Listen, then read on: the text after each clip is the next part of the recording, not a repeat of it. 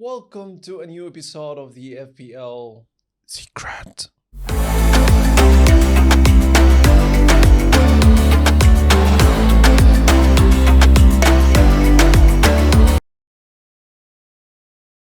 Hello there, my name is Zekret, and in the first part of today's video, we're gonna speak about teams that you don't need to think about much.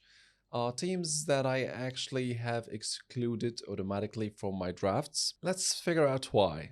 Premier League is about ambition.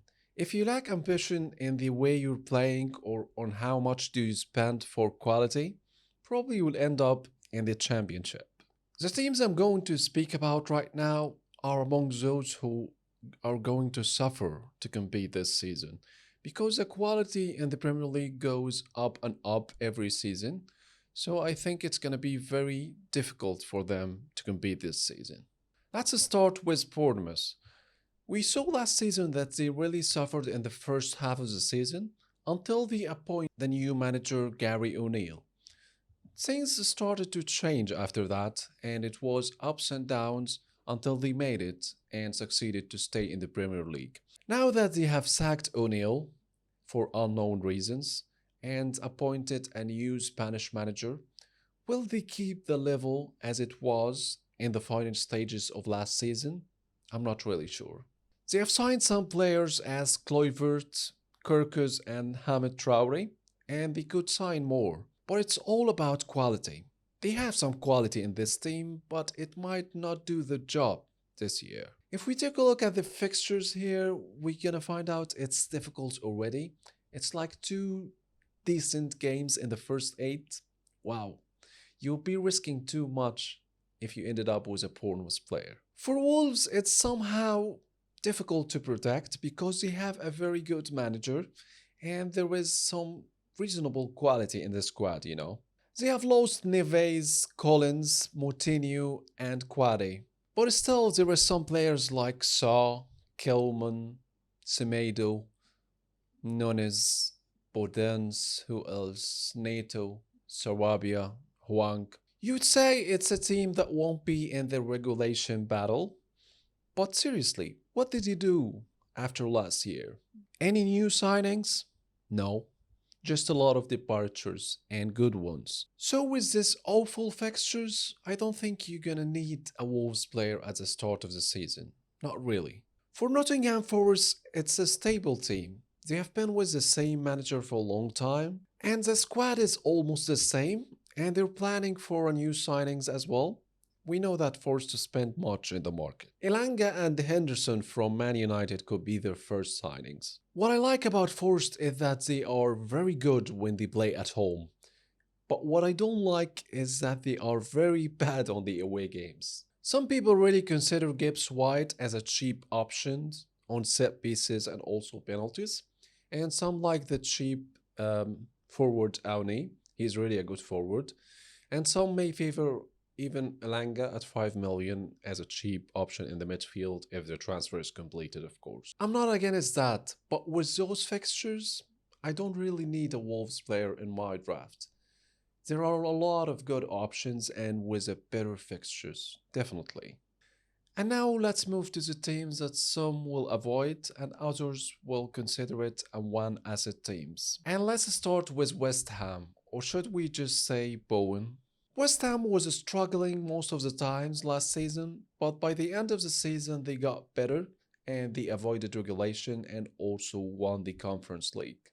These days West Ham is showing a great performance in the frontless they are playing, and Bowen is so explosive. He provides like a goal or assist on almost every game. It makes you think, did Moyes found a way back to the old West Ham that we know? We will see. I expect that West Ham will try to find a way to the top 10 this season, and if they spend the money that they got from selling Declan Rice wisely, I think they're gonna be a strong team. The fixtures are like a mixed bag, but it leans towards not being good. I know some consider Ariola because he's very cheap at 4 million, But what I see in the friendlies is that Fabianski is showing a great performance and it seems like he still have it. So if I'll pick Ariola, I'll make sure I have another goalkeeper who is a starter. So yeah, for me it's a Bowen team for now. So staying at London but moving to Fulham. For Fulham, I think there is a lot of uncertainty about a lot of things. The team performed well last season and gained a well deserved spot in the top 10. We know Marco Silva is a good coach and he can do a lot of great things out of absolutely nothing. But this season it's going to be difficult to keep the rhythm. We all heard the news from Saudi Arabia and that they wanted to buy Mitrovic, but Fulham said no. And when Fulham said no, Mitrovic got angry and he said that he won't play for Fulham again. I'm not sure if that's gonna happen, but Marco Silva himself got a huge offer from Saudi Arabia. So things are really unclear there at West London, with a probability also of their best midfielder Polinia to leave, and also their best defender Tosin is expected to leave. And if that happens and also Mitrovic leaves and Marco Silva as well, I think it's gonna be very difficult for Fulham to stay. And they're gonna go back to the old days there at the championship.